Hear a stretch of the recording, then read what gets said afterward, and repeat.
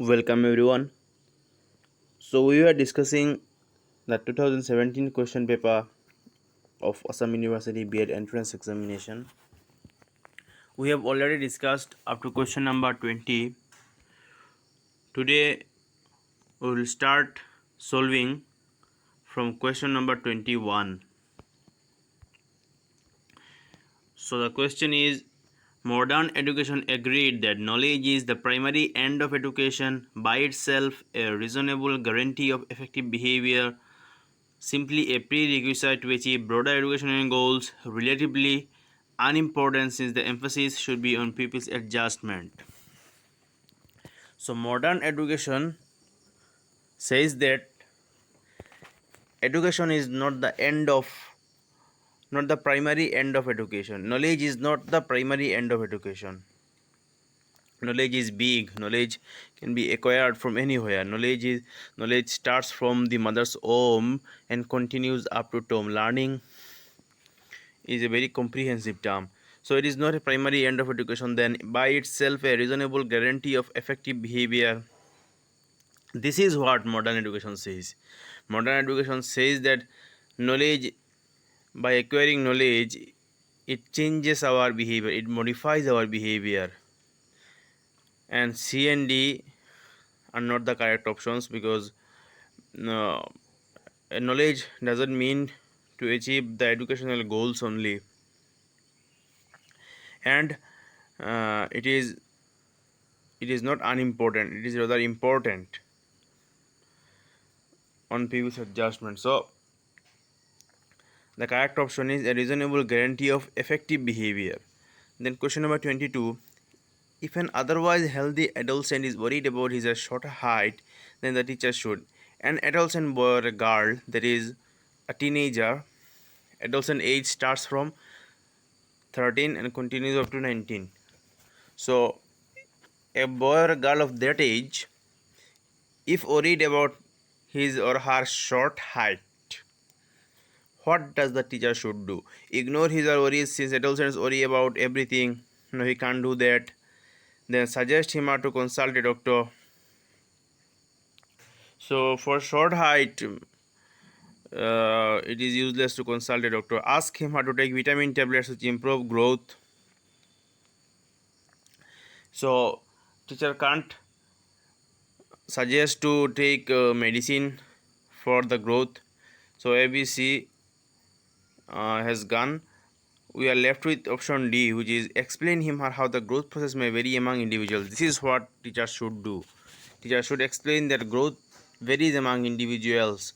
Growth depends on hereditary traits as well. This is what the teacher should explain.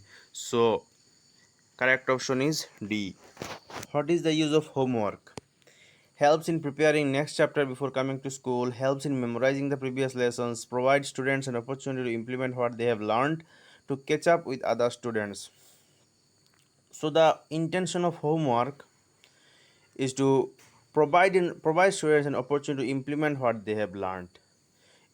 The use of homework is the evaluation purpose. It checks how much the students have learned. So correct option is C. Then motivation is a psychological state, physical state, natural state, none of the above. So motivation is psychological state. Motivation is some inner force which comes from within, which makes an individual to do something. So this is a psychological term. Then which of the following alternatives is best suitable to describe a good teacher? Which of the following will best describe a good teacher? The one strictly follow the disciplinary guidelines. This is important. Then the one who is interested in overall development of students. This can be the this is also a good option. Then the one devoting full time to school. Devoting full time to school is necessary but not the best out of these. The one who develops leadership in students. So the most suitable is likely to be the option B, because the one who is interested in overall development of students. A teacher should uh, keep in focus that how the students can be developed as a whole. So option B should be the correct answer. Every citizen is allowed to impart education as per his religion. Which part of the Indian constitution take care of this? Concurrent lists and central and state lists, democratic rights, directive principles, and fundamental rights. So this is the fundamental rights. So the answer is option D, fundamental right. Then we go to question number 27. Authoritarian level teaching is. You always remember authoritarian means to have an authority over everything, to dictatorship. So authoritarian teaching level is teacher centered, not child centered or headmaster or experience centered. It is teacher centered. Teacher will do everything, and the students will play the role of just a passive listener. This is authoritarian teaching behavior. Then good environment for development of children should be.